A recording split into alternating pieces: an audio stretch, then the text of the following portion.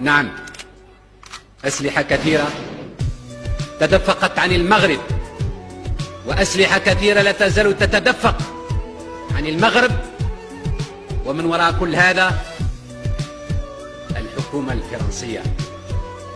هذه الحكومة، هذه الدولة التي ذبحت عشر هذا الشعب